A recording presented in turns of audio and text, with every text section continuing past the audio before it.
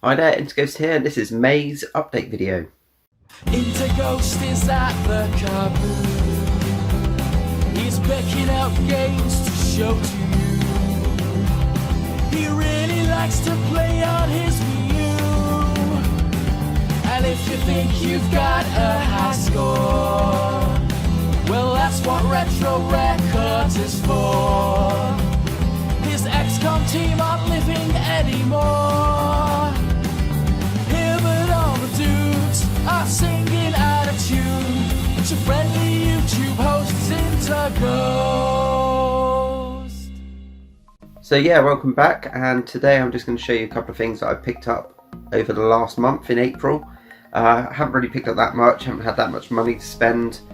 So all I've got is a few magazines for ZX Spectrum and a couple of board games. So first of all, this is quite a big pickup I did. Somebody on the Facebook group was selling a bunch of Spectrum programming magazines, and here they all are. And this costs a lot to post. So the post was probably, I can't remember now, 15 quid or something stupid. But these are all sort of from 1985 to 1987-ish, and the reason I got these ones is I've already got a big collection of Crash magazines, which were the Spectrum magazines I used to collect as a kid, but they are mainly sort of reviews and previews and screenshots of games and that sort of thing.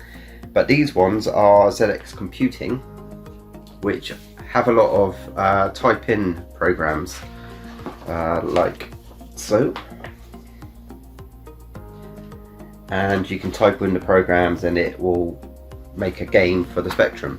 Now the reason I bought these was because I'm doing the series on ZX programming, and I've got to the point now in that series where I don't know if I'm going to carry on, because the whole idea of that series was to show you the basics of programming, show you what the different commands do and that sort of thing. And now I've got to a point where I can actually make sort of small programs, small games, but I've recorded a couple of videos which I haven't posted up, and I think they get too technical and too long-winded and boring really, so I probably won't post those up. I'm not sure if I'll be making another Spectrum programming video at all. I may do in the future, I don't know, but in the meantime I've been reading through these magazines. There's been a few programs which I've put into the Spectrum just to see what they do, and they are pretty good. I'll just show you a few of the covers. This one's probably my favourite. You've got this guy here who's fighting with an alien over his Spectrum. He's got a smug face. Some of these are really cool. This one was like a Christmas special. Look at the size of this thing. It's like a book. They'd probably call it a bookazine nowadays. How many pages? 330 pages in this magazine, and it was 80 pence. Now nowadays that probably costs you £9.99. Crazy.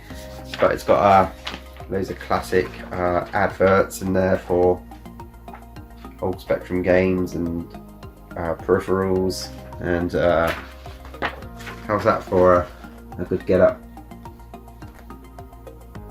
Do you have a setup like that when you was younger, or only in your dreams? So yeah, and we've got one, so I'll just show them quickly. That's a very 80s cover, some sort of like a Madonna type thing going on there. Some guy doing some art. What's that? Looks like Mr. Ben. Yeah, so all of these are really cool just to look through. Some of the adverts are just very nostalgic, and I think I paid about 30 quid for all of these, which is a bargain considering, you know, I said the postage was about £15, and yeah, there's just a ton of these, and even if I don't get to use them all, they're just fun to read through and enjoy a bit of nostalgia for the old ZX Spectrum. God, there's loads of them. I like the way they just put the computer on a lot of the covers. and another one. See, I've been going through and I've been marking programs that I want to type in. These ones are the Complete Spectrum magazine, they came with it as well. Just showing you how to use different things on the Spectrum. Part 5 and part 6. And a couple more. Almost done. Guy smoking a pipe. And that's it. So, yeah, some ZX Spectrum magazines, and yeah, if you want me to do more Spectrum programming videos, just leave a comment below. I'm not sure if anybody is following it or wants me to do any more. And if you do, what sort of things do you want to see? Do you mind long videos with quite descriptive commentary on there on how to program Spectrum? If you do, I might do some, but yeah, I think I'll leave it where it is at the moment, because although I can explain it, it just takes so long and it's getting too complicated. So moving swiftly on, got a couple of board games from the local game shop. Now this first one, it was actually bought by my son Jack. He used his pocket money to get this one, and it was reduced, and I think it was £20, and it's Flick 'em Up Dead of Winter. Now I've got the original Dead of Winter game, which is sort of a zombie survival game where you play as characters, you have to go out, collect stuff from different locations, bring it back, keep the colony alive while fighting off zombies. Now this is a game, there was a Flip 'em Up game which was a Western game bought out quite a while ago, and then they took the rules and they converted it into Dead of Winter zombie style game. Don't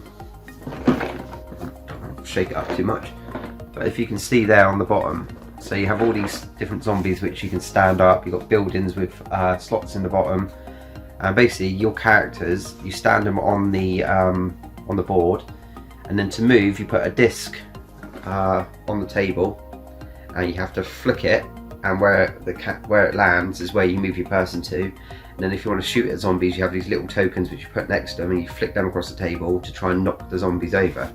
So it's more of a sort of hands-on, tactile version of the Dead of Winter game without all the cards and dice. It's much easier to set up, and you just use flicking to kill things. And you have this big zombie tower which you put all the zombies on, and you pull a lever and they all drop out and sort of slide across the table, and then you stand them up, and that's where the zombies come in each round. Yeah, and it's pretty good fun actually. It's worth playing. It's definitely worth 20 quid. I think it's sort of £50 normally, so that was a bargain. And then finally I picked up this one. Again, this was on offer in the game shop, and I paid £25, I think it was, for it, 25 or 27, something like that. And again, this one goes for, I can't remember if it was 50, 60 or £70. So, you know, it's sort of more than the half price. And it's a game I hadn't heard of before, but it's called Seafall, a legacy game. And it's a big old box, and it's really, really heavy. It's got loads of stuff in it. Try and show the bottom without shaking the box up, because all the little components are in there. If you can see that. It's basically a sea map. You get your boats on here, and then all the cards go around the edge with your characters and what's happening in the game. Yeah, like I said, I've never seen this game before, and I just thought the box looked good, the description on the back sounded really good fun, and it's one of those games where you get a group of friends together. I'm using my family, so me, my wife and my 2 boys have been playing this, and every time you play a game of it, it lasts a couple of hours, but then you keep your character and it goes on to the next scenario next time you play it. So the more you play it, the more things get uncovered and the more things happen, and your characters can level up and that sort of thing. So it's sort of like an adventure, and you go through all the scenarios to try and find the overall winner at the end of sort of like 15-20 games, which can last a long time. What I didn't realise is it's quite funny, because I am quite OCD, so I don't like things being damaged. I don't like sort of little things like bending corners of books down really annoys me. Tearing things annoys me. So I'm really sort of careful with my games and stuff, so they're always in good condition. Now these legacy games, apparently what happens is as you play them, things change in the game. So like your characters will level up, and to level them up you have to actually get a permanent pen like a Sharpie. You have to colour in parts on the boards to show that they've leveled up. You also have to write the names of the characters on the boards. You have to, whenever you get a new card out in the game, you have to write who the character is in the card. You even have to draw things on the boards, like new locations, new paths and stuff like that, in permanent pen. Also, when things get destroyed in the game, they're actually destroyed forever, so you cannot use them any longer in the game. So you might read something in the instructions and it will say this happens and you now destroy that card, which means you have to just get rid of it. And which all my family thought was really funny, because they know what I'm like about destroying things, drawing on things and that sort of stuff. But that said, we played the first scenario and I really enjoy it, and it's really good fun, and I don't mind writing on everything. I've got it in my head that it's going to be a one-time playthrough and I'm happy with that. And first scenario down, and it's really good fun. You also get treasure chests inside this box. I'll put it down because it's really heavy. Yeah, treasure chests inside the box. When you get to certain levels in the game, you have to unseal the box. It's sealed up, you have to rip it open, and inside you'll have new items, cards, characters, that sort of thing, which then come into the world. So at the moment I think there's about 6 or 7 boxes in there sealed up, and we don't know what's in them, and which is really exciting. So that means the more we play it, the more things will get revealed as we go through the game. So I'm looking forward to seeing what comes up in the game later on. And that was Seafall, and that is all that I picked up. Not that much, like I said. Been going to the movies quite a lot, to cinema. I actually played Light of the Museum 2 on the Wii the other day, and actually sat down and played through the whole game without stopping and completed it. And it took me 3 or 4 hours, something like that, and I haven't done that in a long time. And it's not a bad game, but I'll be reviewing that in A to Z of Wii games coming soon. And also I'm reading the book of the mini-series, and I'm almost finished that, and it's a pretty good book. So once I finish that, I might tell you a bit more about that too. And that's what I've been doing, that and working. And yeah, so please leave a comment below if you played any of these games, or if you had a Spectrum, what you think about my stopping of the series. And I will see you in another video soon. Cheers.